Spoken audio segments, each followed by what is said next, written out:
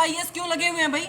हर एक शहर का नगर निगम क्यों लगा हुआ है भाई? सारे कर्मचारी इस पे लग रहे हैं, पैसा सारा वहां जा रहा है। ये जो पल्ले भर भर के 12.5 करोड़ दे दिए जाते हैं ना, ये संकल्प यात्राएं हो रही हैं इन पैसों से। सीएम सिटी और स्मार्ट सिटी के नाम पे धोखा किया गया करनाल की जनता से। विकसित भारत संकल्प यात्रा क्या है? ये क्या ड्रामा है? ये तो भाजपा का प्रोग्राम है। सुभाष चंद्र जी और मुख्यमंत्री इन दोनों को तुरंत करनाल की जनता के माफी मांगनी चाहिए। 200 क्विंटल करनाल से कचरा निकलता है, 200 क्विंटल है भी नहीं, इन्होंने कागजों में दिखा दिया। आज हिंदुस्तान की अखबारों के अंदर ये लिखा गया कि करनाल पिछड़ा, क्या उसका जवाब वो दे पाएंगे? थालियों में परोस परोस के पैसा दिया जा रहा है। किसका पैसा जा रहा है? मेरे करनाल वासियों का, आपके टैक्स का पैसा। मुख्यमंत्री अपनी सैलरी जोड़ के तो नहीं दे रहे किसी को। अफसोस है कि जिस सरकार को हमने 10 साल पहले बनाया था, उस सीएम सिटी का नाम दिया गया था, उसके बाद स्मार्ट सिटी का नाम दिया गया। लेकिन आज मैं इस पोस्टर के माध्यम से मुख्यमंत्री महोदय को पूछना चाहता हूं, मैं मुख्यमंत्री महोदय, क्या आप भी शर्मिंदा हो?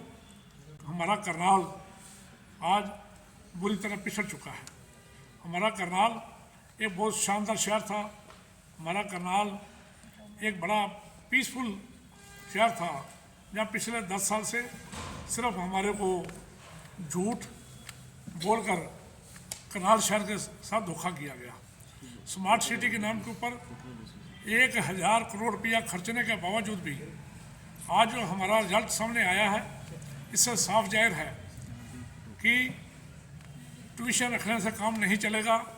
पिछले दिनों जो सर्वे करने के लिए टीम आई थी, उन्होंने इस टीम के ऊपर बहुत ज़्यादा पैसा खर्च किया, होटलों में ठहराया, उनकी सेवा की, आवभगत की, लेकिन उसके बावजूद भी हम पहले से पिछड़ गए 30%। लेकिन ये खाली पहले नहीं पीछे, ये सिलेक्शन जो है पैरामीटर स्वच्छता selection certification citizen wise of service level progress के आधार पर किया गया है। सर्टिफिकेशन 25 अंक का था, जिसमें करनाल को 11 से 25 अंक प्राप्त हुए। सिटीजन वाइज के 2170 से जो है करनाल को 1586 अंक प्राप्त हुए। सर्विस लेवल प्रोग्रेस में 4830 अंक रखे गए थे, जिसमें करनाल को 3024 अंक मिले। इससे ऊपर सिलेक्शन किया गया। लेकिन अफसोस हमारे इस बात का कि हमने 1 महीना पहले आप सब पत्रकार भाइयों को लेकर करनाल का जो सर्वे कराया था, उसमें लिखा था भाई स्मार्ट सिटी का पोल खोल सर्वेक्षण।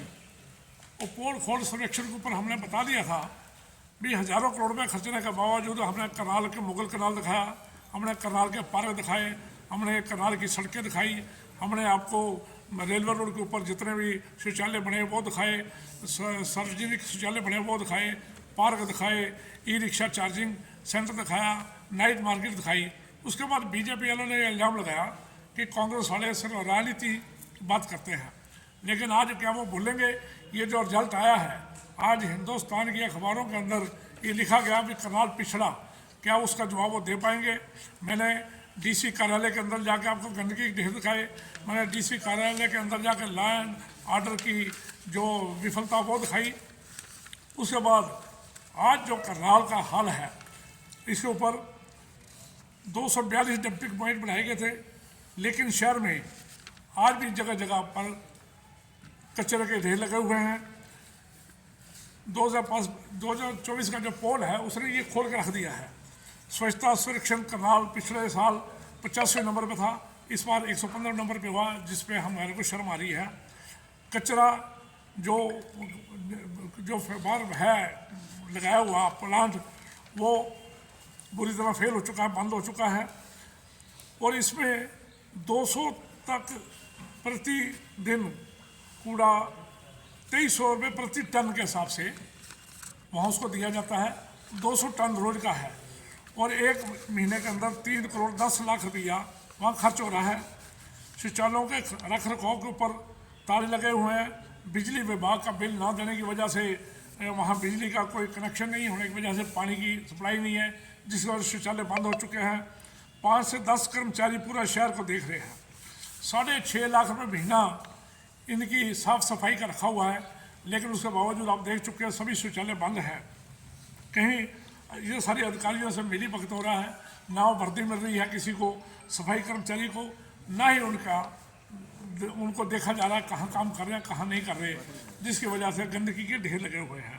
पानी की निकासी पर करोड़ों रुपए खर्च हुए, परिणाम जीरो रहा।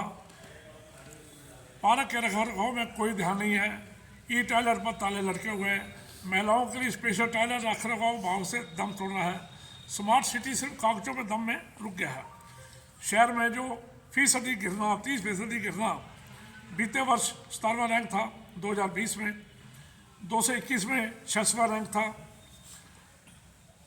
2022 में 50वां रैंक था और अब 2023 में ये 115वां रैंक आ गया, जबकि बार बार ये घटता जा रहा है। 2020 तक पूरे देश को कूड़ा मुक्त में नंबर 3 था। उपलब्धियां 3 वर्षों के खराब प्रदर्शन के कूड़े के ढेर में बदल गई। विकास के नाम पर ठोस योजना नहीं बनाई जाती, अंधाधुंध प्रोजेक्ट चला दिए जाते हैं, जिसकी वजह से सारे प्रोजेक्ट फेल हो गए और करनाल जो आज बुरी तरह फेल हो चुका है। इस सारी चीज़ों की जिम्मेवारी करनाल के अंदर एक इन्होंने आजकल वो चलाई है संकल्प यात्रा, विकसित भारत संकल्प यात्रा, जिसमें टोटल हमारे जो मुलाजिम हैं वो काम कर रहे हैं। वो एक बहुत बड़ा स्कैम है, जिसकी वजह से आज करनाल जो पिछड़ा है, करोड़ों रुपया जो खर्च किया जा रहा है वो योजना जो बीजेपी की है दिखा रहे हैं, खर्चा सरकार दिखा रही है। और आज हम हर मुद्दे पे करनाल में बिछड़ चुके हैं। कल्पना चावला मेडिकल कॉलेज का हम पहले कर चुके हैं, 6.5 करोड़ रुपया ब्लाइंड भाइयों के लिए जो चलाया वो बंद पड़ा है। टोटल पार्क मुगल कनाल जो हमारी एशिया में गिनी चुनी मार्केट में आती थी, आज वो दम तोड़ रही है।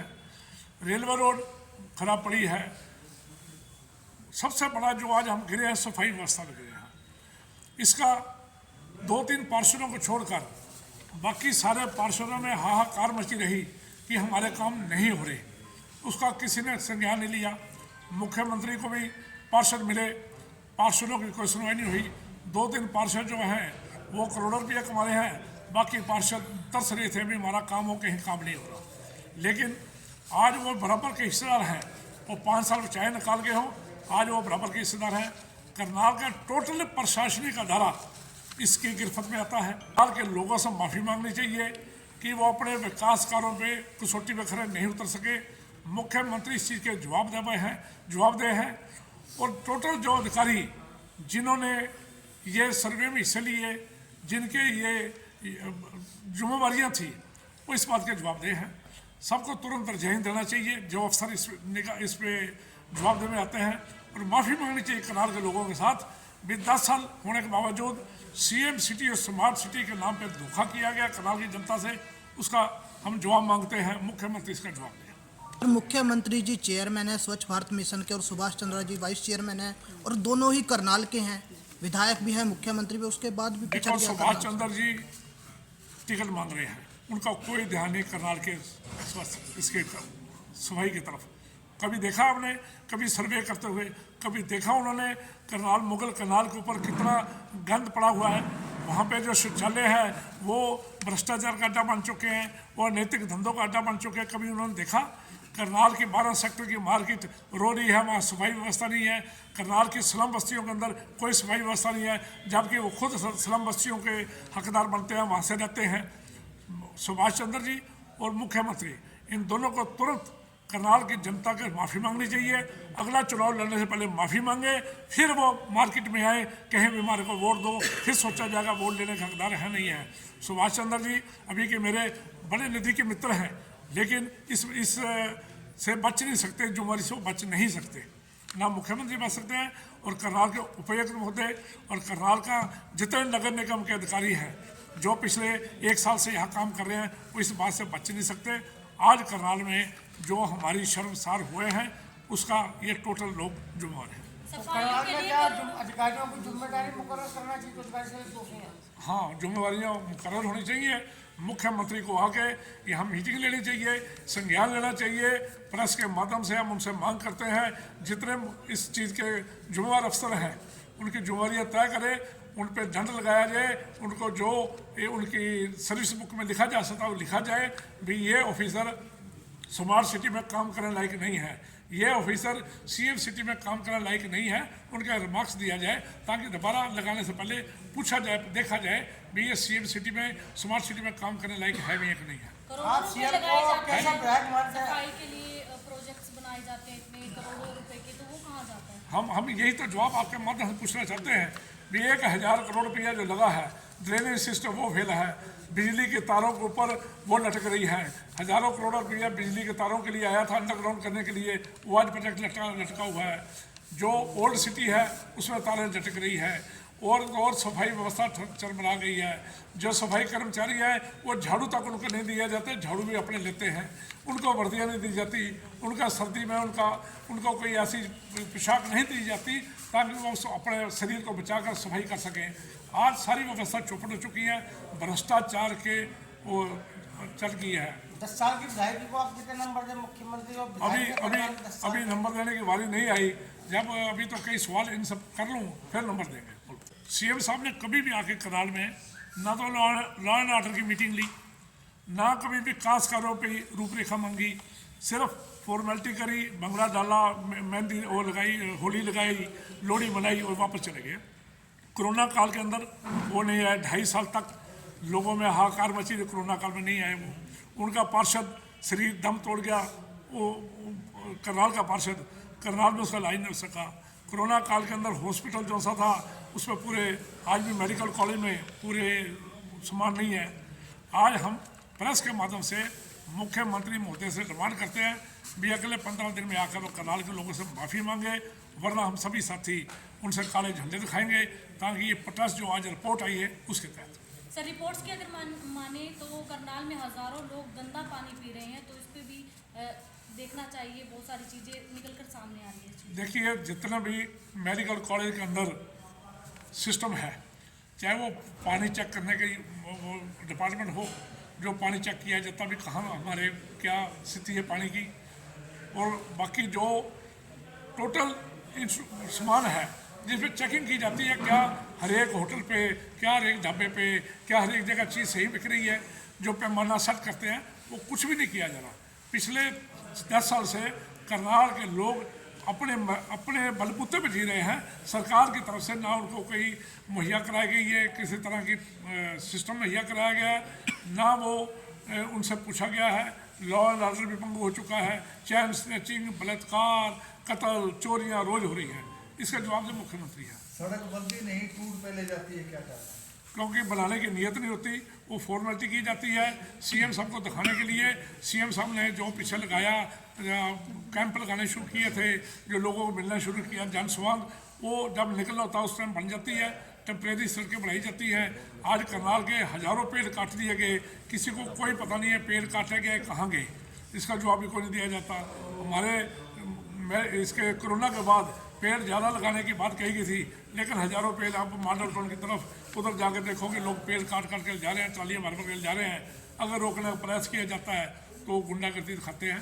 तो हर एक चीज़ के वहाँ हमारा करनाल पिछड़ चुका है। नहीं, जो सिस्टम अगर सेट करेंगे तो सफाई व्यवस्था भी ठीक रहेगी ना जी। इनकी मशीनें नाइट जो स्वीपिंग है चलाई थी उन्होंने, वो बंद पड़ी है, कहाँ चलती है? इन्होंने जितने प्रोजेक्ट चलाए सब बंद पड़े हैं।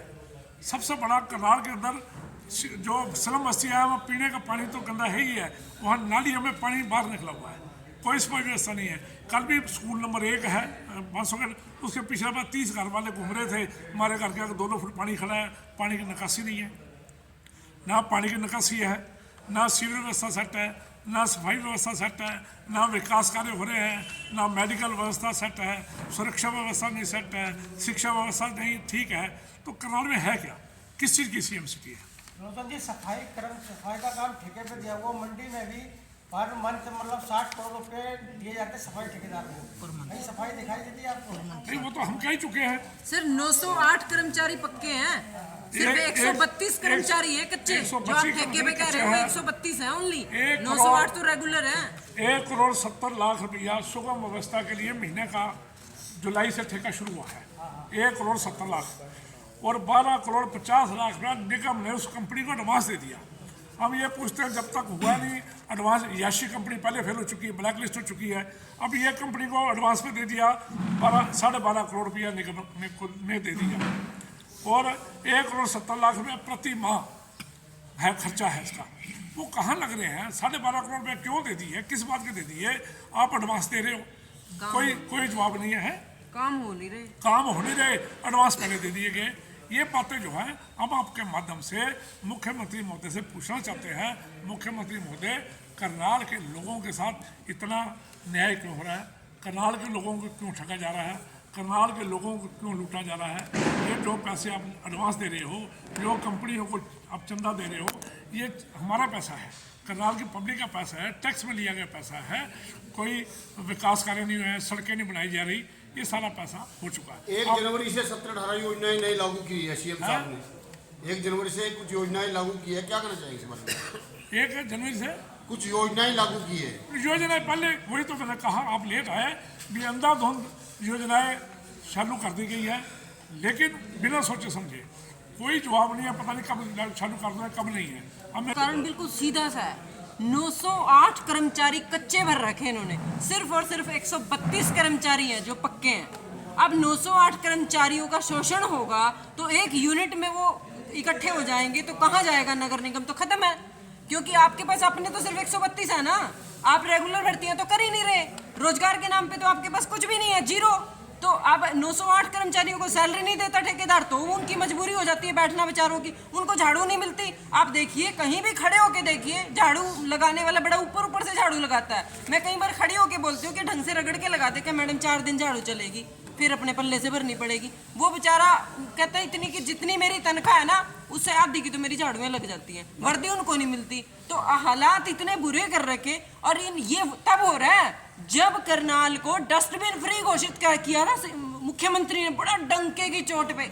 ऐसे करते हैं जैसे पता नहीं उत्सव इनके घर के पैसे से हो रहा है। सरकार ने लोगों का टैक्स का पैसा इस कदर लुटाया है कि कोई हिसाब ही नहीं है उसका। अभी सर ने बताया ही है, त्रिलोचन जी ने, कि 1,70,00,000 रुपए प्रति माह का वो ठेका हुआ था सुगम शौचालय का, और वो अब उनको 12.5 करोड़ एडवांस दे दिया, पूरे 1 साल का दे दिया। थालियों में परोस के पैसा दिया जा रहा है। किसका पैसा जा रहा है? मेरे करनाल वासियों का, आपके टैक्स का पैसा। मुख्यमंत्री अपनी सैलरी जोड़ के तो नहीं दे रहे किसी को।